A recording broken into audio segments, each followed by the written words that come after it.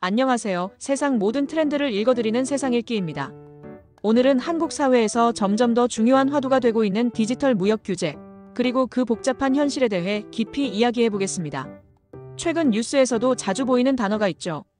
바로 디지털 무역 장벽입니다. 디지털 무역 장벽이란 무엇일까요? 쉽게 말하면 데이터와 클라우드 같은 디지털 서비스에 대해 다른 나라, 기업들이 쉽게 진입하지 못하도록 만든 제도나 규제를 말합니다. 한국은 특히 이 분야에서 엄격한 규제를 두고 있어서 국제사회에서 자주 논란이 되고 있습니다. 대표적인 사례를 살펴보겠습니다. 먼저 데이터 현지화 규제입니다. 개인정보나 민감한 데이터가 해외 서버로 쉽게 넘어가지 않도록 막는 제도입니다. 국민의 정보를 지키기 위해 만든 장치이지만 외국 기업 입장에서는 큰 장벽으로 느껴질 수 있습니다. 둘째, 망 사용료 논의입니다. 넷플릭스, 구글 같은 글로벌 기업에게도 한국의 통신망을 쓰는 대가로 망 사용료를 물리려는 논의가 계속되고 있습니다. 글로벌 기업은 추가 부담이라고 불만을 표하지만 한국 정부와 통신사는 정당한 비용 분담이라고 주장합니다. 셋째, 클라우드 인증 제도, 바로 CSAP라는 보안 인증입니다. 공공기관이 클라우드 서비스를 쓰려면 반드시 이 인증을 통과해야 합니다. 절차가 까다롭고 비용도 많이 들어서 외국 기업이 한국 공공시장에 쉽게 들어오기 어렵습니다. 넷째, 플랫폼 규제입니다. 네이버, 구글, 카카오 같은 대형 플랫폼 기업들에게는 투명성을 확보하라는 의무와 사전 금지 규제를 적용하고 있습니다. 이는 국내외를 가리지 않고 거대 플랫폼을 견제하려는 목적이지만 외국 기업들은 한국이 자국 기업만 보호한다고 비판합니다. 이처럼 한국의 디지털 규제는 한쪽에서는 국민 정보와 국내 산업을 보호하는 장치이지만 다른 한쪽에서는 외국 기업에게는 벽처럼 보이는 이중성을 가지고 있습니다. 그렇다면 미국은 왜 이 문제를 강하게 제기할까요? 최근 이재명 대통령의 방미 협상에서도 미국은 한국 정부의 디지털 규제 완화를 압박했습니다. 미국의 컴퓨터통신산업협회, CCIA 같은 단체는 한국의 공공 클라우드 시장 개방을 주요 의제로 밀어붙이고 있습니다.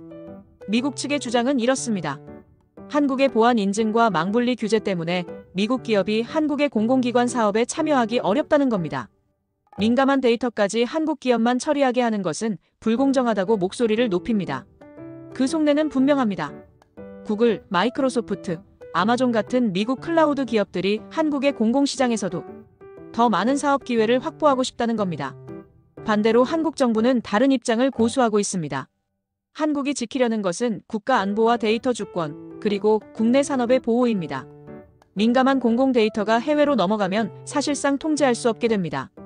또 네이버 클라우드, NHN, KT 클라우드 같은 국내 기업들이 자리를 잡고 성장할 기회를 보장하려면 일정 수준의 보호 정책이 필요합니다. 그리고 공공 데이터는 단순 서비스가 아니라 국가 기반 인프라이기 때문에 안정성과 보안이 우선이라는 논리입니다. 그래서 공공기관이 민간 클라우드를 쓰려면 반드시 CSAP 인증을 받도록 하고 망분리 원칙도 기본 규칙으로 유지해왔습니다. 최근 일부 완화가 있었습니다.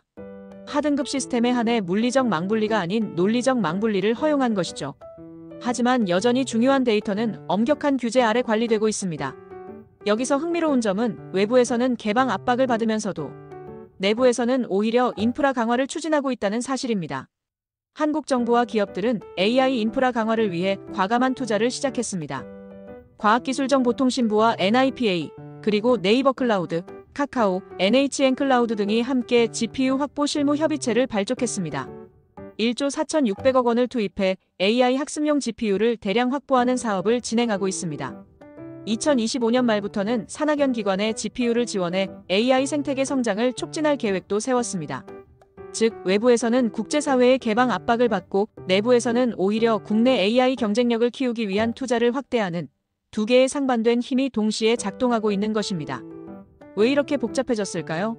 정리해보면 두 가지 힘이 동시에 한국을 흔들고 있습니다. 첫째는 외부 압박입니다. 미국을 비롯한 글로벌 IT 업계는 한국은 데이터와 클라우드를 너무 닫아놨다, 더 열어라라고 주장합니다. 둘째는 내부 전략입니다. 한국 정부와 기업들은 AI 시대를 대비하려면 자국 인프라를 지켜야 한다, GPU도 확보해야 하고 보안도 강화해야 한다는 입장을 고수합니다. 이 두 가지 힘이 맞부딪히면서 복잡한 상황이 벌어진 겁니다. 앞으로는 어떻게 될까요? 전문가들은 몇 가지 가능성을 이야기합니다. 하나는 부분적 완화입니다. 지금보다 조금씩 규제를 완화해 중등급 이상의 시스템에도 민간 클라우드 참여를 확대할 수 있다는 겁니다. 다른 하나는 조건부 개방입니다. 미국 기업이 한국 내 데이터 센터를 설치하고 보안 요건을 철저히 지키겠다고 약속한다면 개방폭을 넓혀줄 수 있다는 시나리오입니다. 그리고 또 하나는 국내 인프라 강화입니다. GPU 확보와 공공 AI 프로젝트 같은 투자를 통해 장기적으로는 한국 자체 경쟁력을 확보하자는 전략입니다. 결국 중요한 것은 균형입니다. 너무 문을 닫아버리면 국제 협력에서 고립될 수 있고 너무 열어버리면 국내 산업이 무너질 수 있습니다. 그래서 협상과 점진적 개방이 현실적인 선택지라는 의견이 많습니다. 저는 이번 이슈를 보면서 얼마 전 다뤘던 정밀지도 반출 문제와 닮아있다고 느꼈습니다. 구글이 한국의 정밀지도를 가져가려 한 이유와 한국 정부가 이를 막아낸 이유가 결국 같은 본질을 공유하기 때문입니다. 데이터와 인프라가 곧 국가 경쟁력이 되는 시대에 단순히 무역 논리로 풀 수 없는 문제라는 점입니다.